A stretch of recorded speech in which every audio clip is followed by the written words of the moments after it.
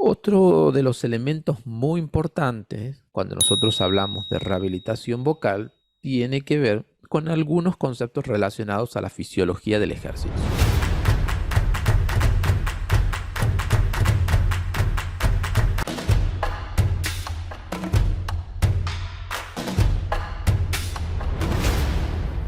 Y es así que se plantean estos dos conceptos dentro de la fisiología del ejercicio que tiene que ver con la frecuencia y con la intensidad. Fíjense que nosotros tenemos una suerte de bucle entre esas flechas que van y esas flechas que vienen. Esas flechas que van y esas flechas que vienen. Nosotros podemos elegir cualquier ejercicio. Y cualquier ejercicio va a pasar por este esquema. O debería pasar por este esquema. Tomemos la primera flecha, la que está arriba.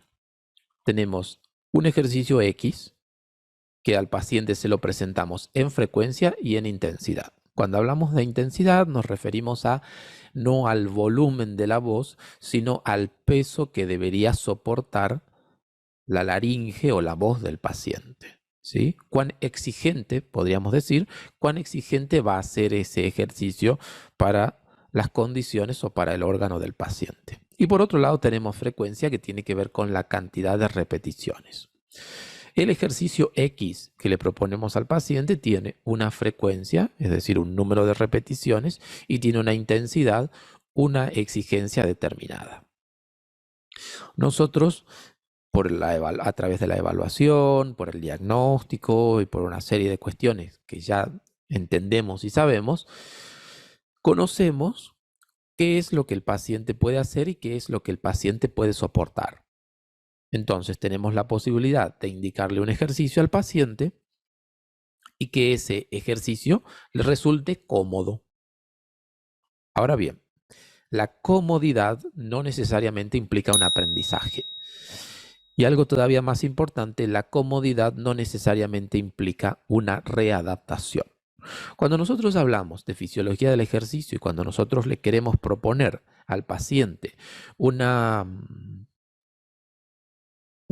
estrategia, una técnica para rehabilitar su voz, nosotros tenemos que pensar en que al paciente lo tenemos que sacar de su zona de confort. Porque esta va a ser la manera, esta va a ser la forma en la que vamos a lograr esa readaptación necesaria, ¿sí? Esa barrita naranja que tiene una Z y una C quiere decir zona de confort. Entonces, les decía, tomamos un ejercicio X, ese ejercicio X tiene intensidad y tiene frecuencia, o se lo presentamos así. Si nosotros no pasamos la zona de confort, ese ejercicio es cómodo para el paciente lo puede hacer, lo puede repetir, lo puede hacer y lo puede repetir, pero no estaríamos generando ningún aprendizaje y ninguna readaptación. Para nosotros poder generar un aprendizaje y una readaptación, que es lo que buscamos con la rehabilitación vocal, tenemos que sobrepasar la zona de confort de la función del paciente. ¿Cómo sobrepasamos la zona de confort?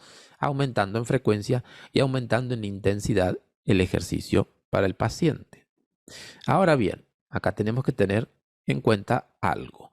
Cuando nosotros sobrepasamos la zona de confort, no nos podemos quedar en ese límite sobrepasado.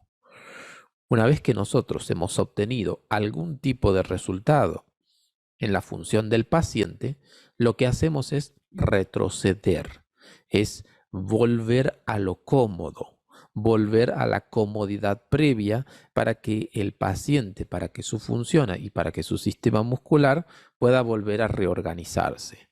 Le damos un descanso y luego podemos nuevamente encarar el ejercicio en tanto frecuencia e intensidad, pasar a una nueva zona de confort, ya que el paciente con la exigencia anterior ha tenido una readaptación.